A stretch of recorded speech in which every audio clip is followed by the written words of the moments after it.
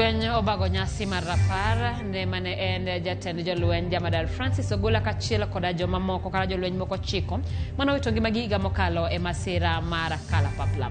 Bende lit kod kuyo kwang'o gweng' moro e kaunti ma Kisii tok anyuola moro neg jogi abich kaluwore koda weche mag chulo kuoro e wi nek mar rawera moro mabende notimore ma ok tin ne kata ma oheo dwe achiel ma okalo.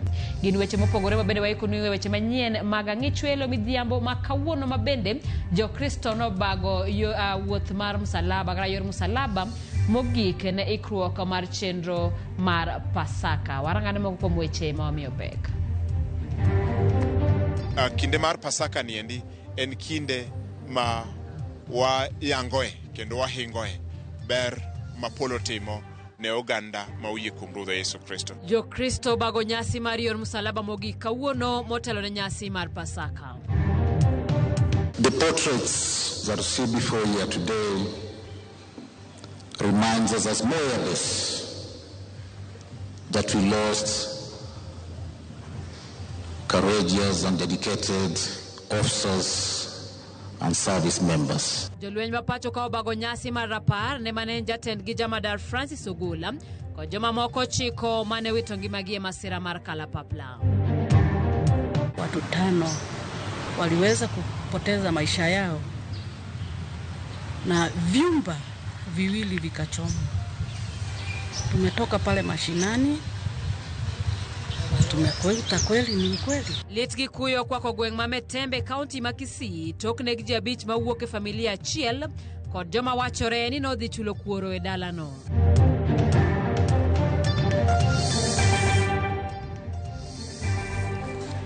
Namba mar ote machuok en 3-6-0 kao kamano bende wayudore mbui mopogore mag oganda yudwa kanyo achiel kachiel e mbui mar YouTube, wantiere mbui mar Facebook, yudwa bende mbui mar X, e mbui mar Instagram kachiel kod mbui mar TikTok. Nyinga Simfrozo Kinda, jaloko marwa en Elizabeth Otieno. Kawachako ni jodolo mag ute lamo mopogore opogore pacho ka notiyo gi nyasi mar tich abich maler e jiwo oganda mondo nyakwe kindgi ka ging'uono ne jogo mochwanyogi.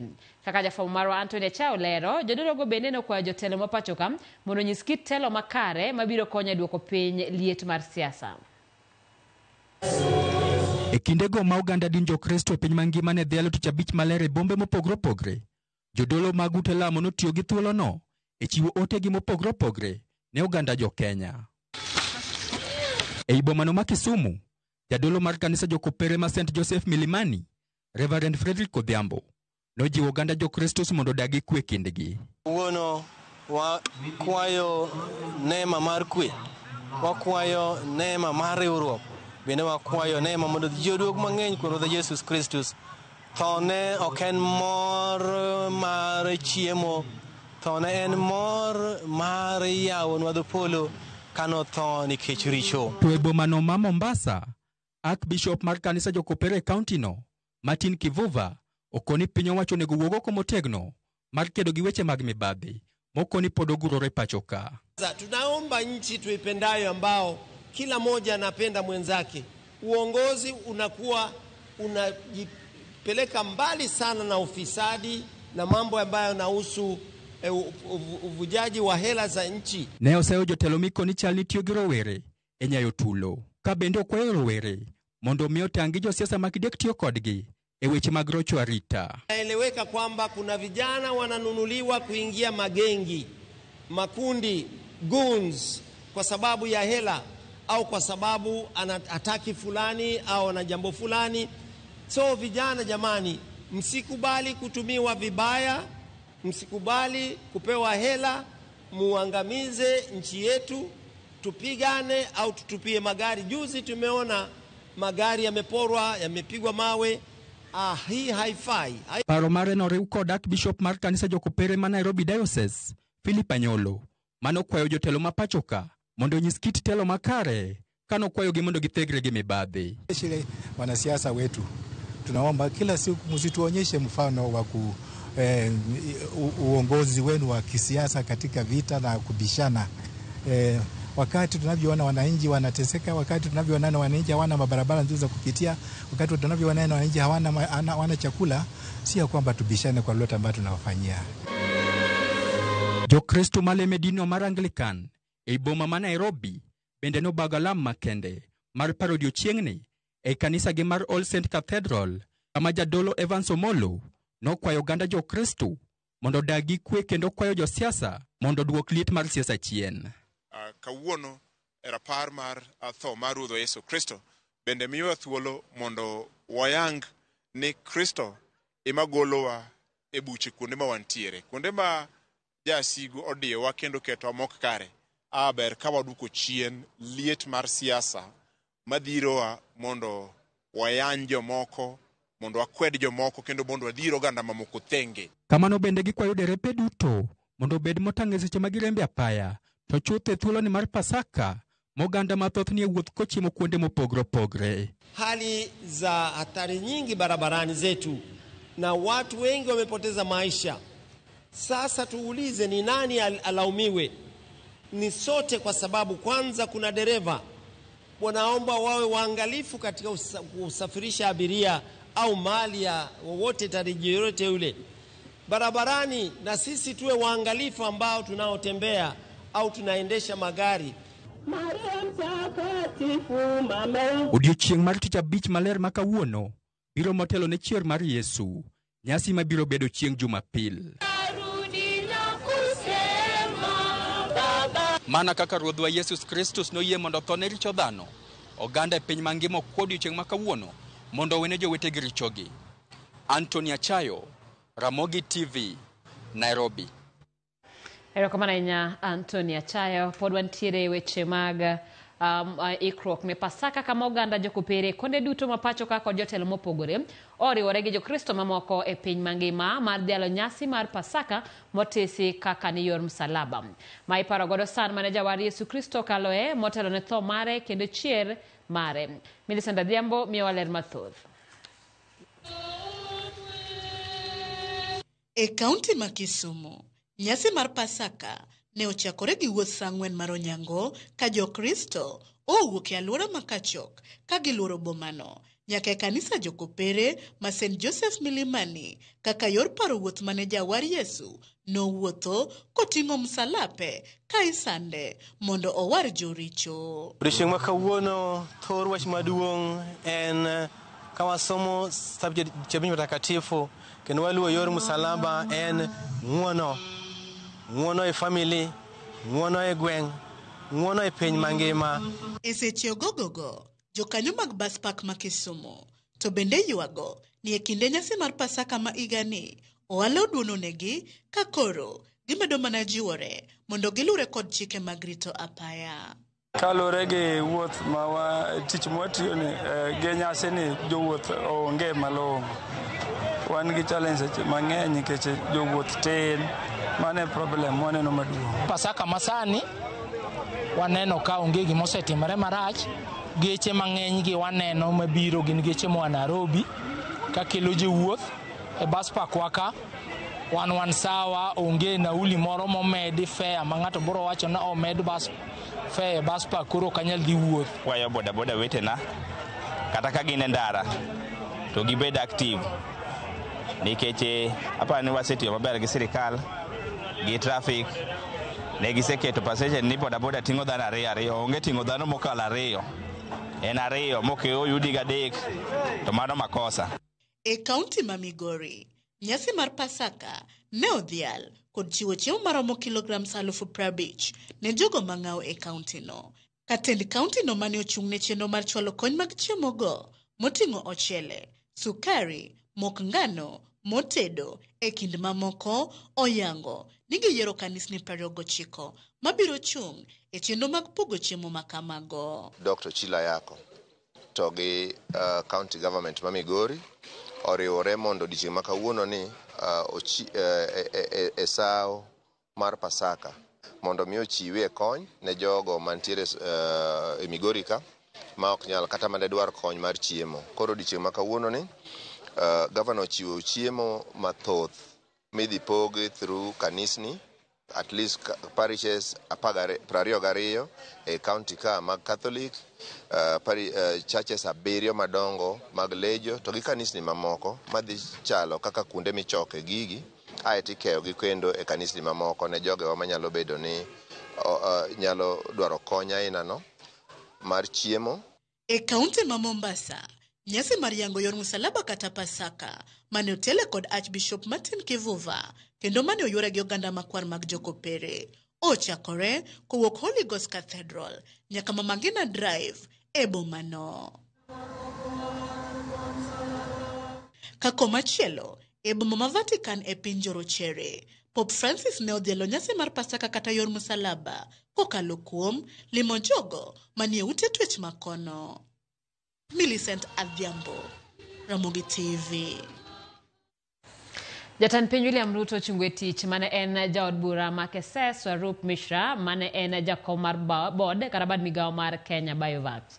Okang' ma kama ibiro e sama kar thieth mar Medihill mane ochako jatelo no inone widhi ataro mar chike kendo donje tim mar bero kendo uso nyarogno. Kar thieth no inono kuom kawo nyarogno mag jo Kenya maonge nyalo mane chulo madirom shillings 300,000 ka bang'e to nyarogno go iuse pinje maoko omenda machopo nyaka milion 3.2. E oboke mogol ondik kod jawacha mar State House Hussein Mohamed ma en okang' mar kedo kod mibadhi kendo bero chenro mag thieth e pacho ka neno ni jopiny odago ngima maber kendo manyo ratiro ne joma ne okawo nyarogno maggi.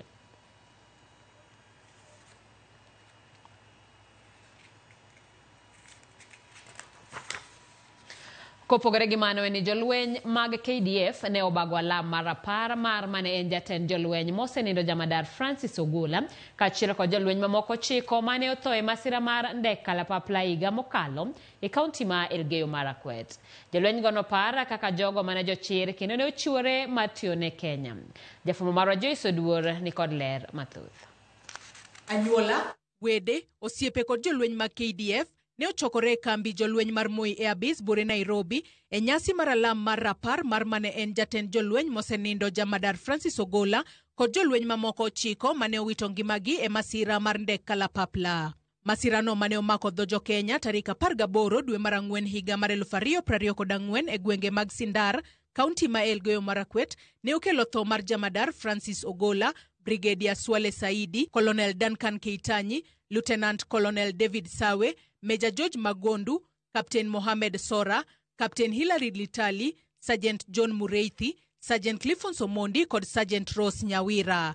Jolweny go mosenindo opar kaka jogo mane jochir mane oketo maino margi e tich kendo hera margi ne piny Kenya ne omiyo gichiwore ne tiyo ne jo Kenya. The portraits that you see before you today reminds us as Moyabes that we lost courageous and dedicated officers and service members. We know that they are fallen, but we will not forget them. Alam mar raparno mane en mar paro jolweny go mane owito ngimagi bende nochiwo thuolo mar jiwo kod hoyo familia ma jolweny go mosenindo noweyo chien. E kinde alamno, jotend dini nojiwo familia ma joggi notho mondo obed gi yie kinde duto. Koloso elo familia mane owito joheragi ma jolweny, Charles Magondu, wuon mosenindo Major George Magondu, ne ochiwo ote mar lit kod kuyo kodwoko erokamano kuom sir ma familia go osebedo kayudo kendo puoyo tudruok machiegni ma familia ma jolweny mag KDF ni godo. Our loved ones did not die. They took a break to rest in eternal peace as they fly and dance with the angels until we meet again. Achiel kuom jolweny mane otony e masirano, Colonel Kaisaini Ole Kuruta, bende ne obedo jachir kendo pimo safar mar thieth ma osebedo ka oyudo. We carry scars, visible and invisible. But we carry more than just scars. We carry something deeper, a responsibility to live, truly live and live well. Major General Fatuma Ahmed, jatend jolweny machiwo arita e kod lwasi, ne oparo jolweny go mane owito ngimagi kaka jogo mane ochiwore ne tich kendo ne nigi lek mar chiwo arita maber ne jo Kenya. Nomedo ni teko mar jolweny mag KDF thothne nitiere e riwruok, bedo gi geno kata kinde magikalo e matek kod tudruok maber e kindgi e seche mag midhiero. Today we gather in solemn remembrance of our departed heroes who died in the line of duty while serving our dear motherland, Kenya.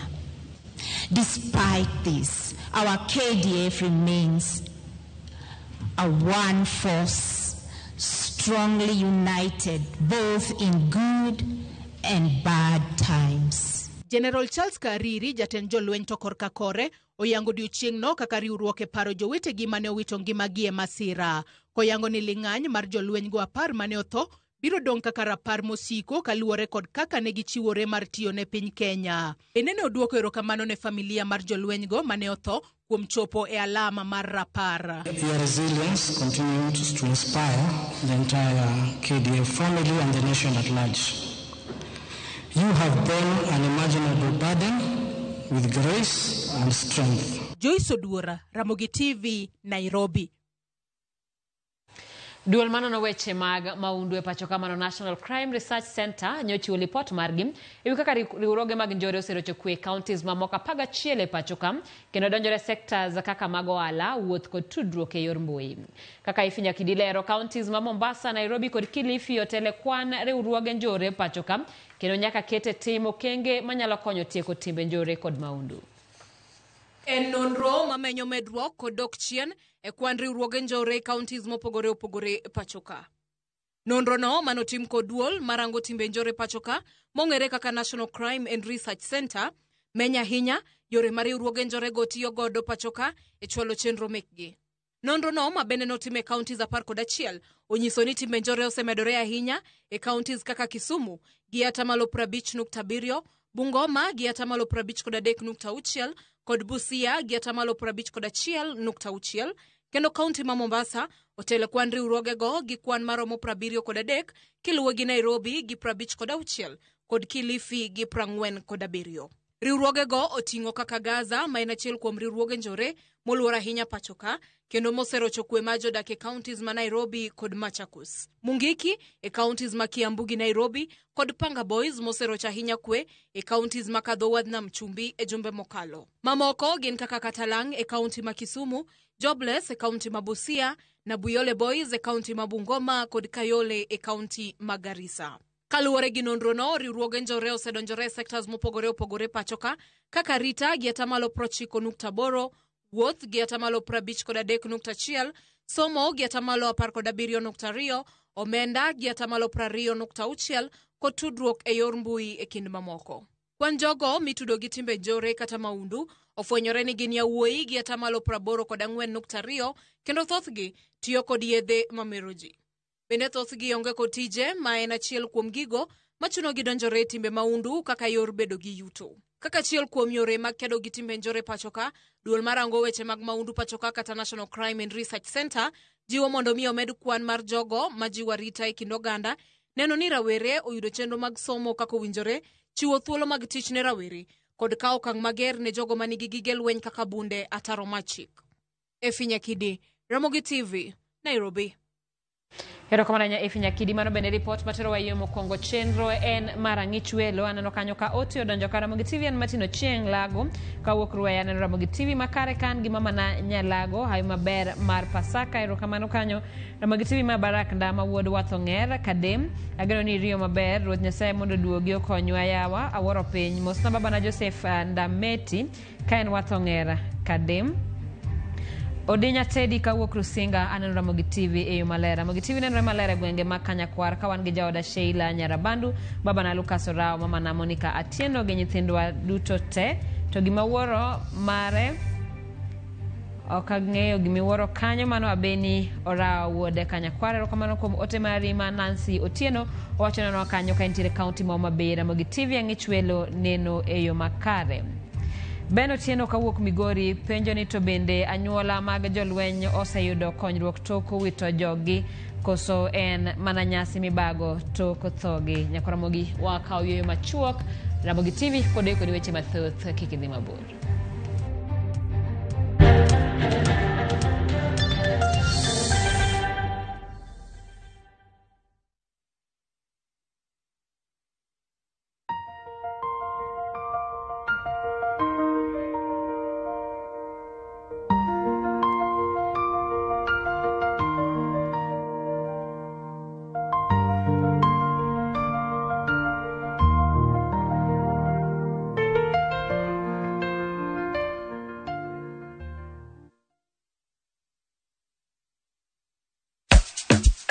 Ingia patapata.com sahi and pata the best gaming experience in town. Enjoy the games and pata big wins instantly. Luku ni mpya, site iko smooth. Hakuna kusumbuka. Patapata. Play, win, repeat. Not for persons under the age of 18. Authorized and regulated by BCLB license number 447. Chakre kit ngima joluo machon amiya gwatani pod jaoda maduong' mondelo temena nyaka ngima masani oga kada hol pesa ibuchni na biro loso go ore nyasaye kuoki ngiwa dokei wakelo ni sinema manyiso kit ngima ji kana luokre kind rabolo kago wanga kon tena no nyathi kinyo dhi nam mondo ne kama ng'ato knie ng'ato nikech nambi ngima na ng'e rieko mag jodongo pek mar hera mokwongo jonyuol ni kitikich dala maka okadwe koda kamor mar ngima idendo gi English ni my dear kaka kinde mosekalo kod masani esigenni mopogore opogore odhiambo maru eka koro dwa chacho ng'ama onge pesa wini sani ng'ama onge pesa itimo nade Winam Cinema Jumapil saa 2:15 otieno kod saa 4 otieno kik bai bedo ng'ama duong' miyo ibedo modicho odiechieng' te ai to makete matek moloyo inyaka to watinye ka tije mag ot kata kamano akunga yueyo gi math mayom to mit mar Steam Energy e seche ma ikra timo magi duto med teko gamuya ke yueyo mana gi math mar Steam Energy drink power up game on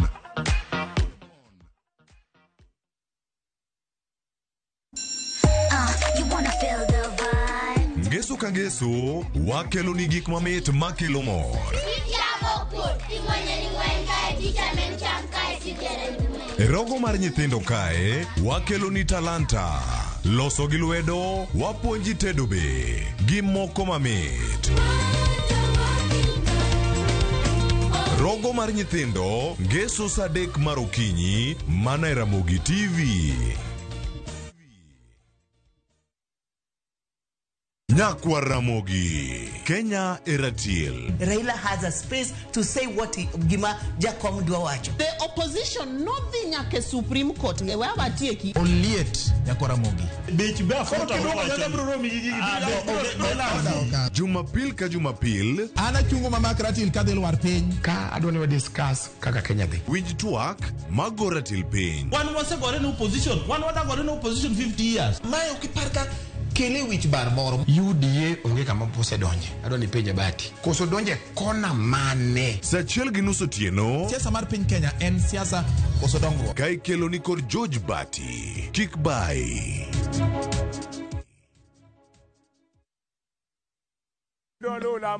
bed kodwa e wuodhni ka wanono kit timbe mag anyuolawa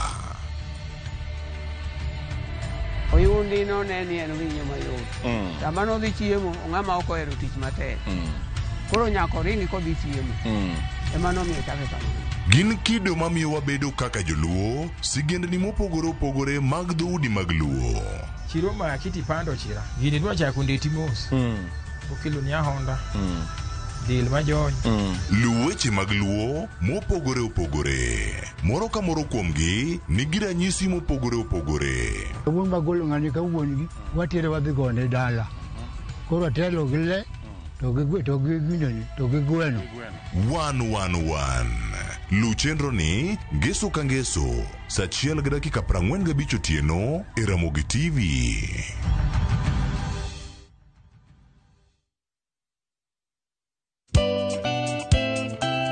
Ngeso ka ngeso saa 11 mamidhiambo Mbamba toko koma ye tudri koda ngeso ka ngeso saa 11 mamidhiambo e chenro mar tiedero oka kama wabro budho manyanga kowa kelo ni ngolo motimo cathedral see you there Tiedero ngeso ka ngeso saa 11 mamidhiambo mana e Ramogi TV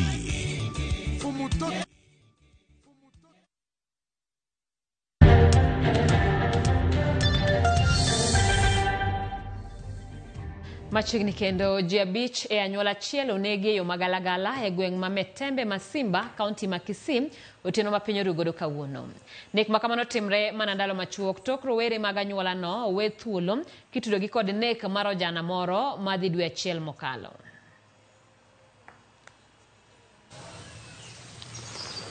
Tich abich okinyi. Mae chal mar gweng' ma Metembe Sirorokwe, Masimba, kaunti ma Kisii. E kar sa 8 otieno, joma nomanore kod opanga nochopo ka mar chulo kuoro tok anyuola ni twidi kod nek mar rawera moro manonegi e yo makoch dwe achiel mokalo. Jomonegi ka oting'o jaduong' dalani Jackson Nyabuga ma jahigni 68 kod min ode. Wuod jaduong' ni bende onegi kachiel kod chiege gi nyathigi ma jahigni 7. Apisas mag obila kanolimo dalani olero ni nonro osechakore.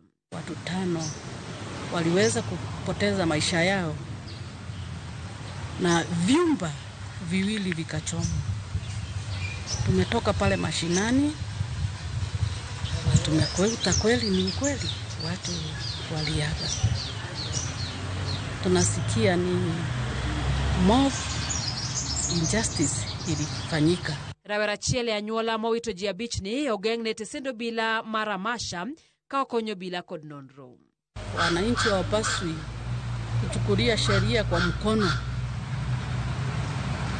Wanapokuwa na shida za usalama, wanapaswa kujitokeza kwa ofisi ya serikali, waende wa report wako na shinda, na serikali itachukua hatua irekebishe pale inaweza. Ringre mar ji abich go notere kar kano ringre mar od thieth mar Rufaa ma Kisii. Litnde wadhi nyime kama mwandu manengo gi thoth ne owang'e masira mar mach mane owang'o kuonde timo ohala maloyo 10 e boma ma Isebania e sub county ma Kuria West, county ma Migori. Jafwambo mar county ma Migori Jo Juma ni kod ler mathoth.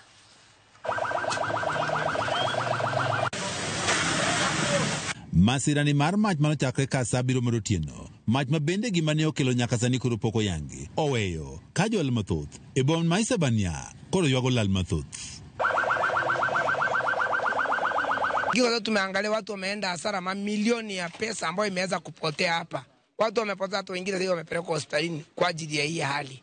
Lakini ile ambayo ni hasara ambayo tumepata ni kubwa sana. Tuangalie ili tusaidike turudi katika ile hali yetu ambayo Kwa hivyo tunaomba Ochiro yako atembelee ile eneo ambalo vitu zetu zimechomeka zote, waone vile watafidia wafanya biashara, kwa maana tumebaki bila chochote na tuna watoto mashuleni na pia sisi ni wazazi, tuna majukumu mengi. Joalagi ne otemore mwandugi ka giolo pigi wegi kane masin nego mach mar kaunti ma Migori ne pok ochopo. Kata kamano, thoth mwandugi to ne olal e masirani mar mach.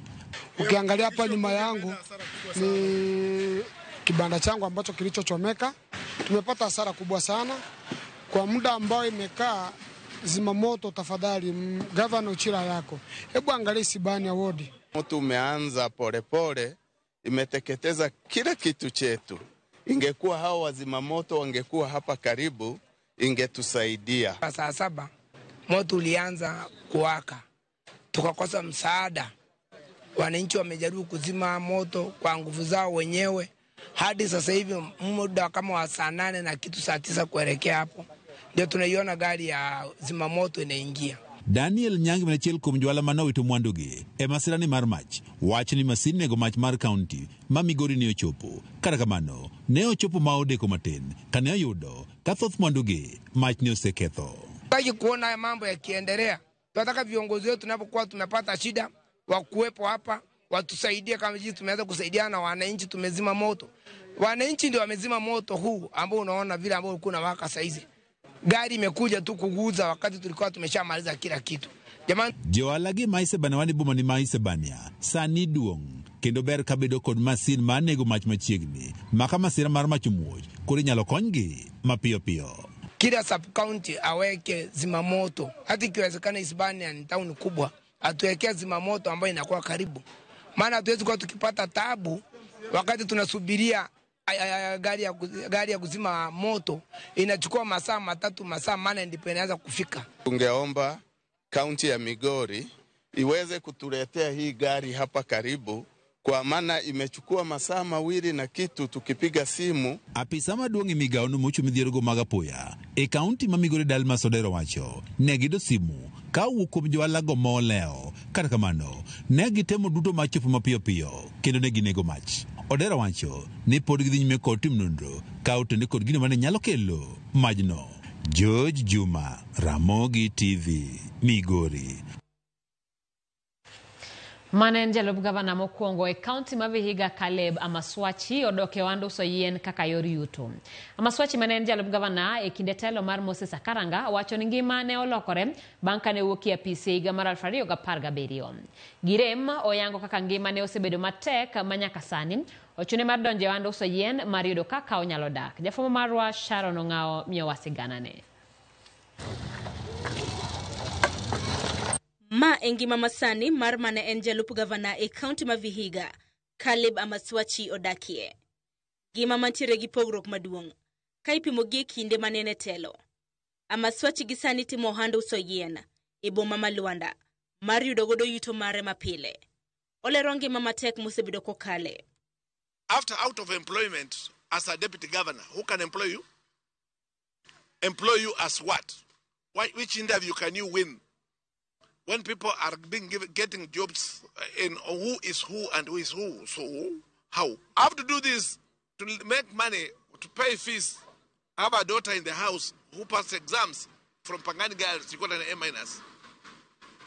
COOPS dictates that now my daughter is supposed to pay more money to go to Usiu. Now, if I don't sell firewood, what do? Amaswachi, manitiye bwo gavana Moses Akaranga, osebedo ka uso kendo tero yiende e otende mopogore opogore e boma ma Luanda.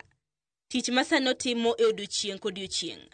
Tich mantiere gi pogruok maduong' ka ipimo gi kinde manene telo kane odak gi nyadhi. Kindego ne ntiere gi joarita ka achiel kod derepe mage makende. As a deputy governor, your life in the office must be good. Yeah. As a deputy governor, you're having allowances, you're having security guards, you're having everything. And you are traveling around the world.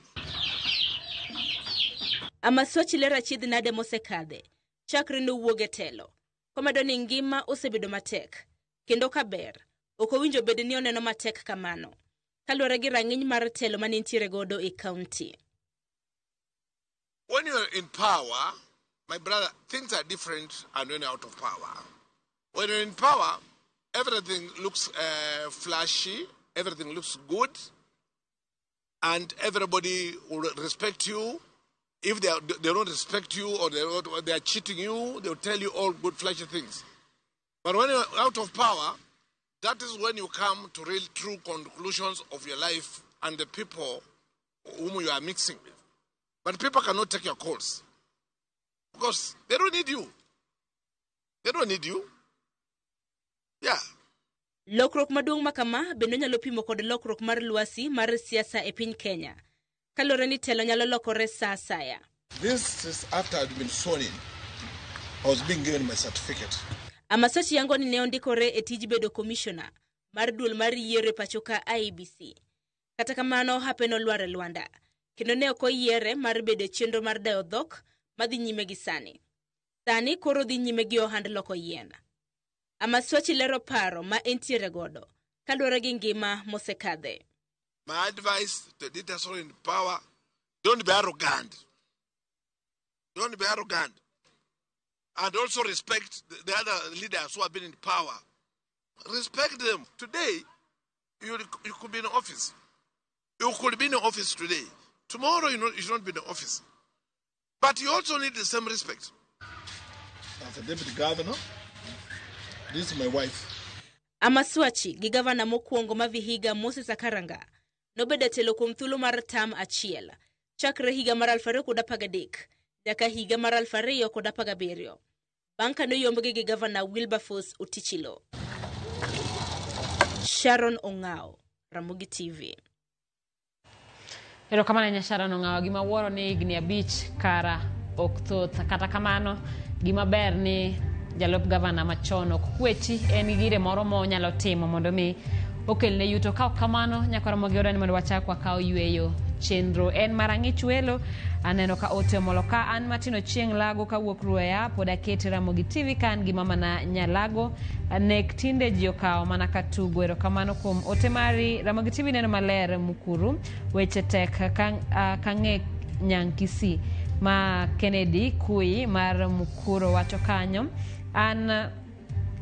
an chichi kan Nyakach Ramogi TV lero. Kamano an Gilmo ka wuok Lambwe agomos ne anyuola mowito ngimagi. An Ramos descendant ka Nindhiwa awuoro piny masani idwaro mana ni idong mana kidhier mosna Claire Milugo gi min mare kod mwalimu Tiffin. Ramogi neno Ramogi janeto uko mar Opasi Migori en lit motimore Kisii Jiabich temo wito ngimagi. Erokamano kuom ote mari. Madon ka wuok Rapogi Kanyamkago Ramogi TV ler kawanene gi mama na Sharon Omondi. Evans Oyuga Wasonga wuod Konge amake gi Rosemary Oyuga gi Morris Ajuang Akuku kod James Kaen Malunga. Nyako Ramogi wadwa ni mondo waring wadhi duka matin kikidhi mabor podo iko ni weche mathoth.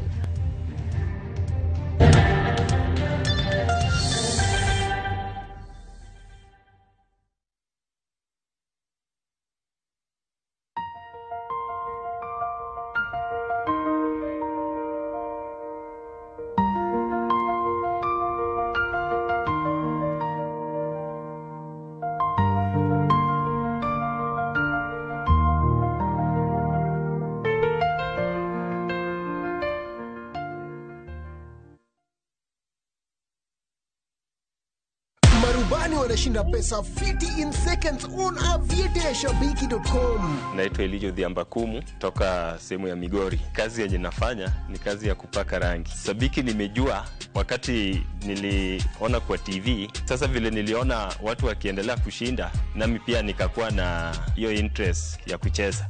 Sijai shinda pesa kubwa kama hii. Hii pesa kidogo nitafanyia biashara na kidogo naweza fanyia kazi ya kulima, kwa sababu kule nyumbani sana sana tunafanya kazi ya kilimo.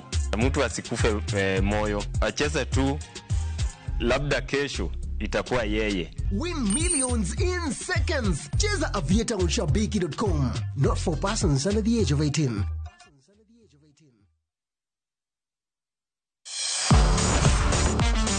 Ne thuolo mar yudo weche tuke duto nyaka mopondo. Mbaka makende mag jotugo kendo mag jomolony weche tuke. Can you believe it? Magite yudore chenro mar pau tuke. The 4.84 kilometers. Nonro matut kod gigo matimre manyien mag tuke duto mawuok e piny mangima. Tudri kodwa ngeso ka ngeso Ramogi TV. Kochakore saa 8 odiechieng' ka wami gik motimore pau tuke.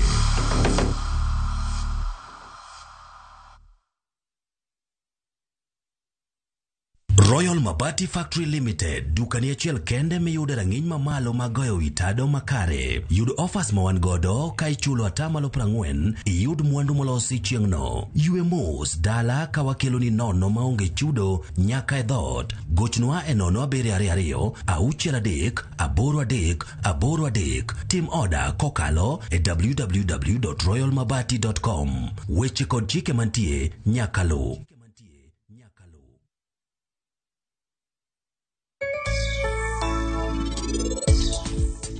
Ng'ama miyo seche te oningo bed nobet ka sibuor kare. Ini wacho ndaweru gi bitu dhi nyime kata kamano dwani par min oduma kulwant machunye rach gacha biro kelo ne wuode nyako moro to eno biro kendo.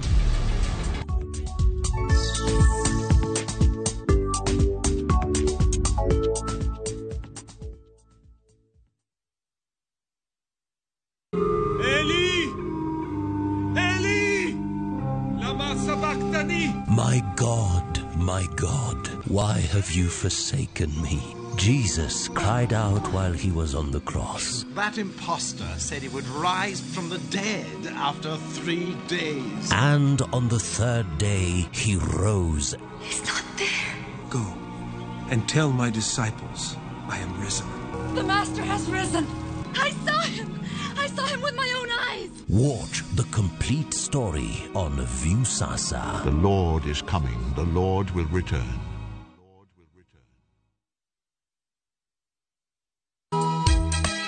E piny ma ji dwaro ahinya bedo gi geno, nitiere kamoro ma yie manyien yudore. Bie chokruokwa ma juma ka juma mar Sabato mondo ilam Nyasaye kendo ipuonjri muma yo matut motenore kuom adiera mochwere. Paruru chieng' Sabato kendo ukete ubed maler. Nyasaye oseluongowa e kinde makende mar lamo.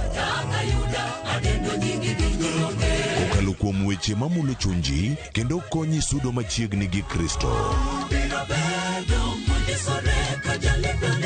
Oganda manigi yie bedo joot kuom Kristo kendo luong mar tiyo ne jok moko. Injili ngima Sabato sari okinyi mana e Ramogi TV.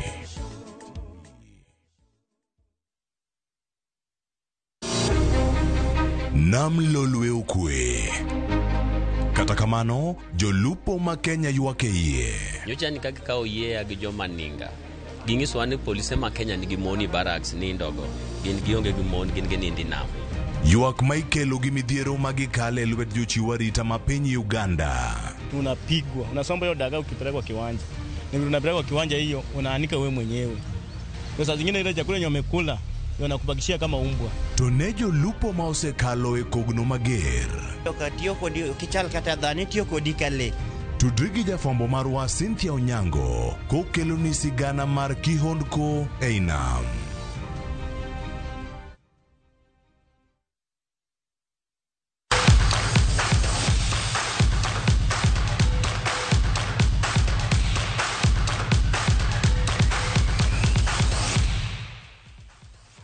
E pautuke ni gol mar Boniface Mushiri e dakika mar 46 nokonyo klab mar Ulinzi FC leo klab mar Police FC gol 1-0 e tuke adhula lig maduong' e pachoka. Kwanza sasa ni kuletea tu raha na furaha na burudani. Kauli mbiu ni burudani kwa wote, entertainment for everybody.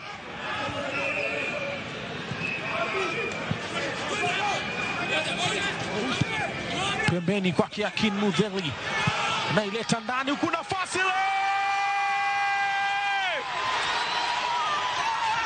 Boniface Mushiri imemchukua sekunde 30 tu tangia kipindi cha pili kwa tanguliza wanajeshi waliwaletea vita nyumbani kwao, wanarudishiwa vita vikali.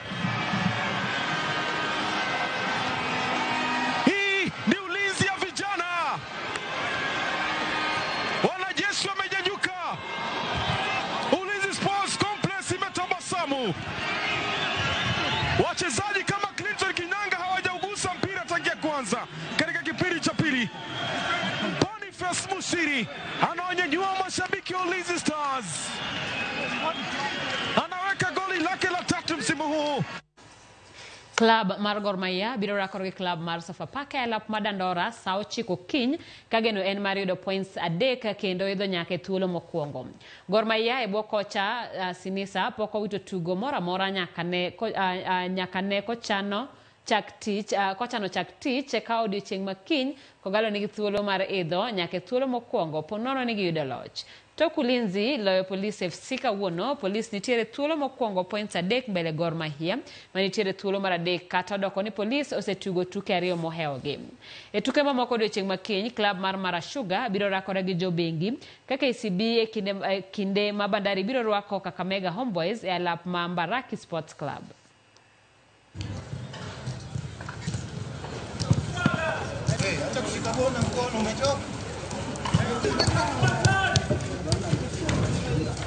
We are going for the maximum points because the league is taking shape, so we must work hard and make sure that we win on Saturday. In Gor Mahia, every game you have to be under pressure because our fans and also us as players we have to be under pressure because we must win each and every game. Every match is important. We are professional, so we should give our best every game, of course.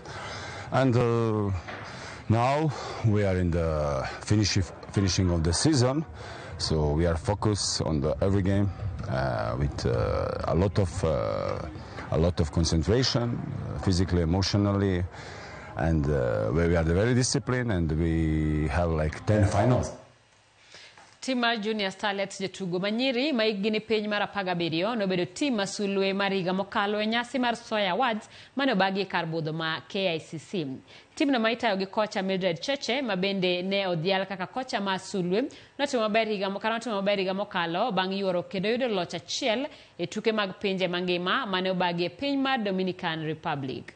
Emmanuel Wanyonyo komachielo nobedo jatugo masulwe kidieny mar yawuoyi Kabitis Chebet nokawo loch e kindwa Keini. E kidieny mar timbe masulwe higa mokalo tim mar Thunder matugo tuke mag okapu nokawo loch e kinde matimo sekondar ma All Saints Embu noyudo loch kaka tim masulwe mag skunde. Kesogon Girls nokawo loch e kidieny mar nyithindo manyiri. Mwenye amenominiwa kwa si rahisi kufikia hapo hivyo, so far kila mtu naona kila mtu amefurahia results zake, but sikuwa na expect kama naweza kuwa mshindi. So last year nilikuwa nominated tena, alafu na sikuweza kufika hapa juu nilikuwa na results zingine. It's a great achievement to be able to be recognized as one of the coaches together with other formidable coaches. So it's a great opportunity for women football in general and also for female coaches. Yeah. I think it's good to be recognized, but honestly, I don't think these are our big motivations. You know, I think like we really just keep wanting to win and keep winning at the highest level, and I think that's really what drives us. But these are nice things to have along the way.